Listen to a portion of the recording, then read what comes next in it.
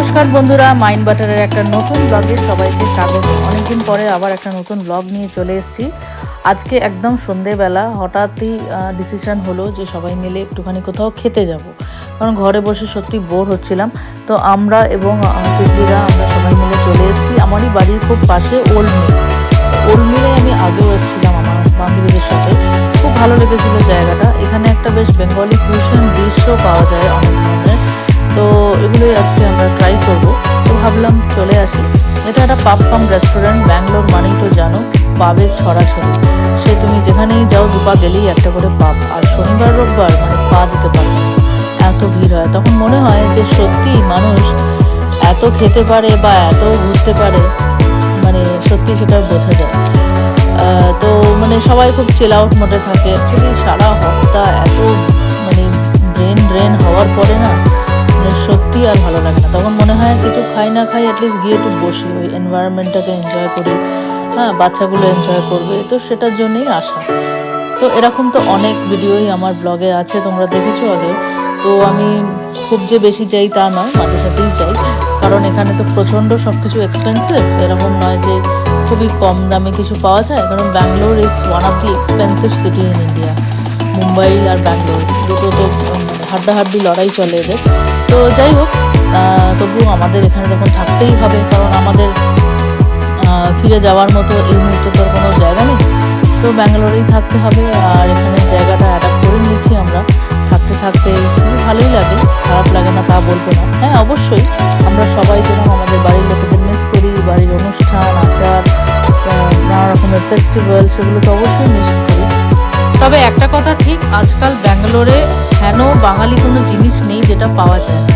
আমাদের এখানে 16 আনা আছে, সুস্বাদু আছে, মাছের মানে মোড়ে মোড়ে একটা করে বাঙালি দোকান পেয়েই যাবে, যেখানে সব ধরনের বাঙালি মাছ পাবে। ইভেন আমাদের কানাডিগা মাছের দোকানগুলোতেও আজকাল বাঙালি মাছ রাখে। মাটনও মানে খুবই ভালো পাওয়া যায় আজকাল, একটুখানি গেলেই কষ্ট করলেই সামনে পাওয়া যায়। তো খাবার দাবারের কোনো তুমি অভাব পাবে না এখানে, কারণ 80% বাঙালি ছেলে মেয়ে এখানেই এখন আমরা বসবাস করি, এখানেই সেটেলড হয়ে গেছি।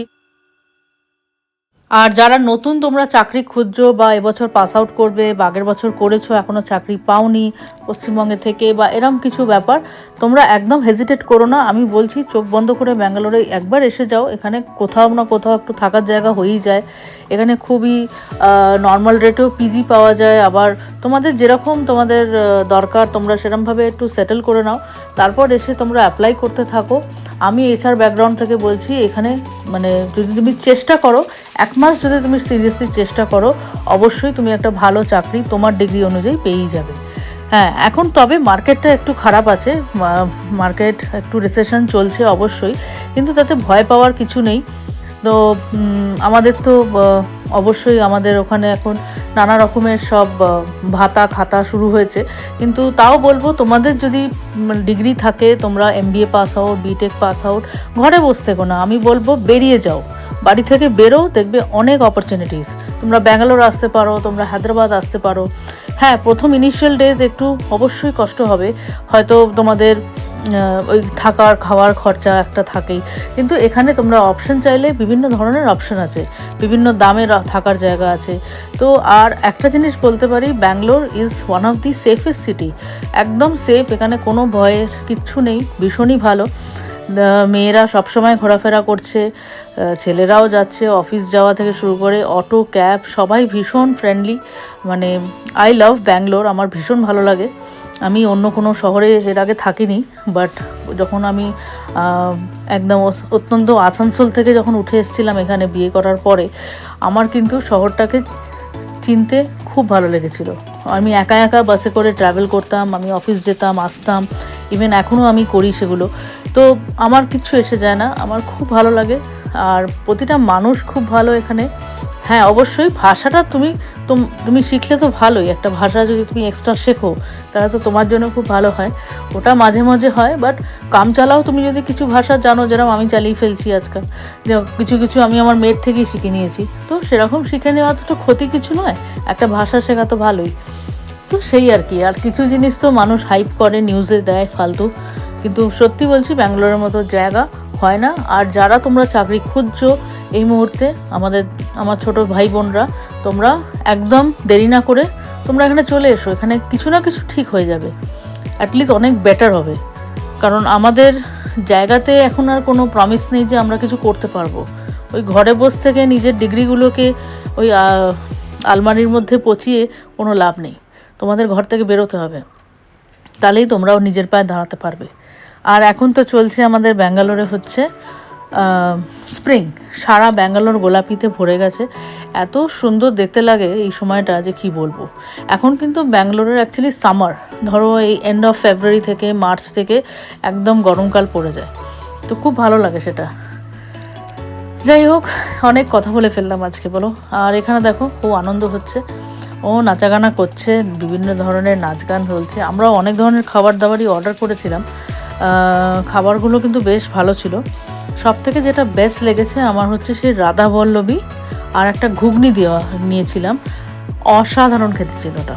কড়াইশুঁটির কচুরি বোধহয়, এই যে এইটা ভীষণ সুন্দর, এটা আর কি বলে বোঝাতে পারবো, এই টেস্টটা কিন্তু খুব ভালো লেগেছে। মানে ভাবতেই পারছি না আমি ওল্ড মিলের মতো পাবে গিয়ে আমি কড়াইশুঁটির কচুরি আর ঘুগনি খাচ্ছি, আর যেটা টেস্ট কিন্তু খুব ভালো ছিল। তো তোমরা আশেপাশে থাকো এই মারাথালি সার্জাপুর এরিয়াতে, এরকম চিল আউট করতে আসতেই পারো। দেখো মাঝে মাঝে না নিজেদের একটু সময় দেওয়াটা খুব প্রয়োজন। এখানে কি হয়, এখানে সবাই খুব ওয়ার্কহলিক, তো সবাই দৌড়চ্ছে, মানে সবাই একটা কম্পিটিশনের মধ্যে দৌড়চ্ছে সারাদিন ধরে। তো ঘরের মধ্যে বেশি থাকলে মাথা পাগল হয়ে যাবে, ওই জন্য মাঝে মাঝে একটুখানি এরকম বেরোনো উচিত, খাওয়া দাওয়া করা উচিত, ঘোরা উচিত, লং ড্রাইভে বেরিয়ে যাওয়া উচিত। আজকাল লং ড্রাইভে যাওয়া হচ্ছে না, কারণ সেরকমভাবে সময়ও পাচ্ছি না, সামনে পরীক্ষাও আছে। তারপরে আমারও একটা নতুন ভেঞ্চার আমি শুরু করেছি, যেটার ব্যাপারে হয়তো তোমরা দেখেছো আমার শর্টসে, সেভাবে আমি এখনও বলিনি। অবশ্যই নেক্সট ব্লগে তোমাদেরকে ডিটেলসে আরও জানাবো। তো সেটার জন্যও আমি একটু বিজি হয়ে গেছি। তো আমি মোটামুটি দিন রাত 24 ঘন্টাই আজকাল বিজি থাকছি, মানে আমার একটা কাউকে ফোন করারও টাইম থাকে না, এতটাই বিজি হয়ে পড়েছি। তো এরকম, তবে সত্যি আমি এটাকে ভালোবাসছি, এরকম বিজি হওয়া থাকাটাও ভালো লাগে।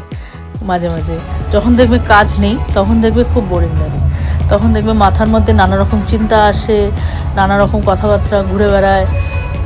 ওসব ভেবে লাভ নেই, কে কি বললো কে কি করলো তাতে কিছু এসে যায় না। তুমি কি করছো, তোমার কাজেতে কতটা প্রোডাক্টিভিটি আছে, তুমি তাতে কি করছো সেটা ইম্পর্ট্যান্ট। যার যারটা বলার তারা বলবেই, তোমাকে নিজের পায়ে এগিয়ে যেতে হবে, নিজের পায়ে দাঁড়াতে হবে, নিজেকে এগিয়ে নিয়ে যাও, নিজেকে আরও আপগ্রেড করো, আরও মোটিভেট করো, নিজেকে আরও নতুন যে আরও জিনিসপত্র মার্কেটে আসছে, নতুন স্কিলস সেগুলো শেখো, হ্যাঁ, নতুন টেকনোলজিসগুলো শেখো। এখন এআই প্রচণ্ডভাবে ট্রেন্ডিং, আমাদের প্রত্যেকেরই এআই নিয়ে ভাবনা চিন্তা করা উচিত, কারণ এটাই আমাদের ফিউচার। কারণ আমরা যদি এআইতে আপগ্রেডেড না হই, যে কোনো চাকরি যে কোনো জায়গাতে আমরা প্রবলেমে পড়তে পারি। তো আমাদের এইগুলো ব্যাপারেও এগিয়ে নিয়ে যেতে হবে। তো আমার যেরকম ডেলি লাইফ ছিল দৈনন্দিন, সেরকমই চলছে। ডেলি সকালে ওঠা, মেয়েকে স্কুলে পাঠানো, অফিস যাওয়া, কাজকর্ম করা, তারপর এসে নিজের যে নতুন ভেঞ্চার আছে সেটা নিয়ে বসা। ওটা নিয়ে আমি রাত্রির 10টার পরে বসি, তো সেখানে আমার প্রতি রাতে 2 ঘন্টা করে চলে যায়। তো সে আবার শুতে যেতে যেতেও লেট হয়ে যাচ্ছে। আর তার মধ্যে সবথেকে যেটা ইম্পর্ট্যান্ট জিনিস যে কোনো চাকরিজীবীদের, সেটা হচ্ছে হেলথ।